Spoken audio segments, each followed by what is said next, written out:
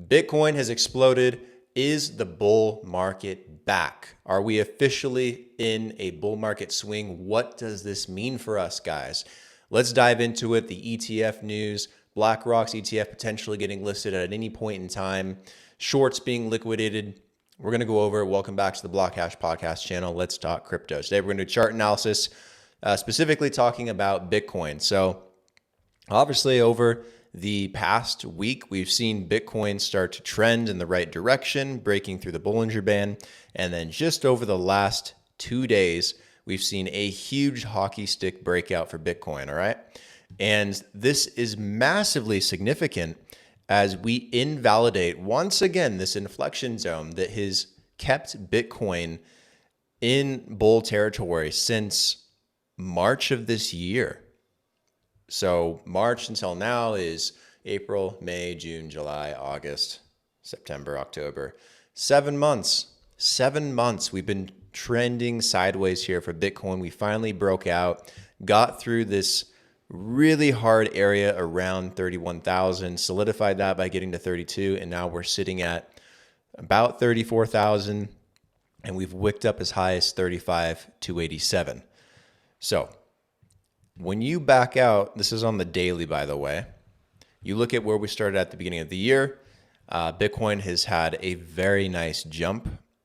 I'm going to show you the price range here. So we're going to say from December 31st until today, Bitcoin has rose almost 117% on the year. That's fantastic. When you really zoom out and look at it, Bitcoin is doing exactly what it needs to be doing if it's going to continue into a bull market. There's a lot of catalysts for that right now, but it's looking very promising. And it's looking very similar to what we saw in late 2020, kicking off and igniting an actual bull market. And I think that this is going to be a much steeper climb here for Bitcoin. But this area between March of 2020 to the fall of 2020 is very reminiscent of what we had here. All right. And that's playing out very well if our all-time high is expected in 2025. All right. We're right on track to where we need to be. So the question is, where do we go? How high do we go? How far do we go? Let's not get too ahead of ourselves. We don't know for sure. A lot of this is anticipating that the ETF is going to actually happen for Bitcoin. I'm pretty sure it will, but we need to really assess that. So again, BlackRock just in the past day refiled their spot Bitcoin ETF with the SEC. In turn, it got listed by the commission. I forget what it's called. Forgive me. Put it in the comment section down below. That precludes the ETF going on the NASDAQ, meaning that it's likely the BlackRock ETF has been approved and will officially be announced relatively soon. That is why this is spiking. And the other thing is that BlackRock has to start buying up a huge amount of Bitcoin before the end of October in order to launch this thing, all right? You have to have a unit of account for an ETF. In this case, it'd be Bitcoin, since Bitcoin is behind the ETF for people that are trading it, because trading the ETF is supposed to be similar to if you were trading Bitcoin. So there's Bitcoin actually behind it that BlackRock has to buy up and has to put into custody. So that's also driving the market.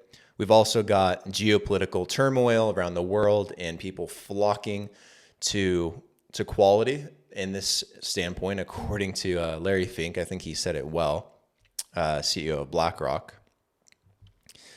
And gosh, we had shorts that were liquidated, millions and millions of dollars in shorts just wiped off. And Bitcoin's through a really key resistance area. I can't even talk today. God, resistance area.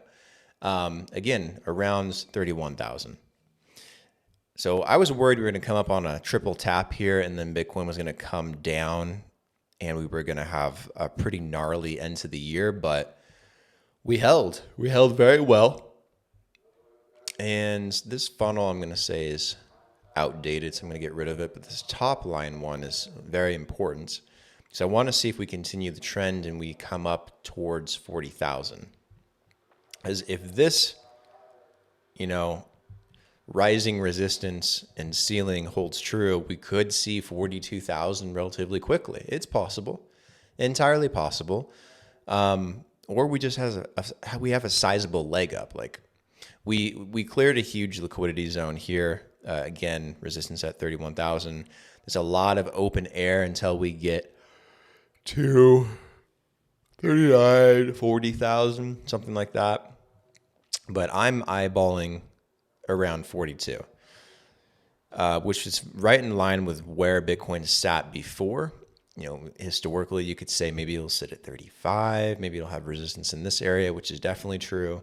We want to see these flip, though, these ceilings turn into floors again. So it's going to be very interesting to see the rest of the week where this goes and just how it pans out. Okay, looking at some other indicators, the Bollinger Band is destroyed, which is a great sign. EMAs, Bitcoin is well above all the EMAs now. Once again, confirming that every time it goes below our 200 EMA, it kind of have a wide yawning. Forgive me. I'm tired because I couldn't sleep last night. I had to watch these charts. I didn't know what the fuck was going on. But this buoyancy pattern that Bitcoin has, every time it goes below the 200, it pops up very rapidly. Came down here, popped up, came down here. It really tried to sell off and couldn't do it and popped back up. So this is looking really good, and it's starting to turn on those EMAs, which we like to see. Gosh. RSI is way overbought at the moment, so don't be surprised if Bitcoin stutters and takes a break here. There's no need for it to just run up like crazy. Like, I would love to see something like this, for it to just take its time and then make a move. Maybe not backtrack. Can you imagine if charts could just go backwards in time? Jesus. Maybe we come up, something like that would be the most healthy scenario. You know, back out, look at it on a chart. It's still very steep. Goodness. What am I doing? I guess we could back test and hit 31,000 before going up. That is also likely. We could just keep going up. I honestly think at some point we got to calm down until the ETF actually comes out, and then we'll probably rock it up. Then we'll stutter. And then it's just a matter of how the market plays out going into 2024. And I do think the beginning of 2024 is going to be very positive because, remember, you got a fuckload of ETFs that are just waiting to get approved. And that'll be a catalyst. So will the Bitcoin halving. The Bitcoin halving will be here. Okay, we're not that far away from the Bitcoin halving. In fact, why don't we draw a line so we can keep an eye on it? Let's say 50,000 all the way down. This is somewhere in mid-April. All right. I don't believe that we're coming down below 20,000 again in that period of time. And then we'll go over here. We'll add in a little text bubble. Halving. Okay. This is what we're anticipating. I think it's around this date. I think it's definitely in April. So yeah, we have general run-ups before the halving, but the big run-ups always come way after the halving. There's a lot of people that are really diving into the analytics on this, but Bitcoin usually enters a bull market 6 months before the halving, 6 months right now before the halving, supposedly. So Bitcoin could do, again, this is what I'm hoping it does, something like this going into the halving. Realistically, what might happen and what we usually see in a halving is tapers off. Maybe we'll get some more moves, and then going into the halving, it'll pull back, and then we'll have the real run. That's likely what we'll see. I've been calling for about 40,000 for a while. I think Bitcoin has a sweet spot around 30,000, and I think it's been there for a while. I think this is Bitcoin's true value at the moment. But when things change, it'll be worth a hell of a lot more. Now, if we're going to get to our all-time high in 2025, then what's likely to happen in the meantime? So here's 2025. Let's say we get to our all-time high summer of 2025. I'm just guessing. Okay, there's a lot of space out there. Or break all-time highs and go to new all-time highs. So if we want new all-time highs to be all the way up at like 100,000, let's say that, then you have a year and 6 months, maybe just a year for Bitcoin to break its current all-time high. So what we're looking at in 2024 is, if this does what I'm hoping it does, or I think it'll do, then all-time highs will likely be broken sometime in 2024. Maybe it happens sooner rather than later. Again, just food for thought here. Maybe we come through at the very beginning of the year, spring of 2024, summer of 2024, maybe we break through it. There's a lot of scenarios. All right. But yeah, thing to keep an eye on in the short term is MACD, RSI. RSI is way overbought right now. Just like when we get way oversold, we usually have a reversal pattern. We're getting way overbought, so this is probably going to stutter out. Probably. I mean, with the hype around the ETF, who really fucking knows? Just being completely honest. Pulling up the MACD real quick, just for comparison. What happened? MACD.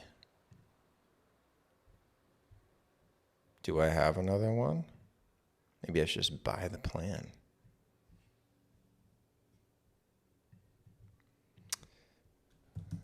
Excuse me.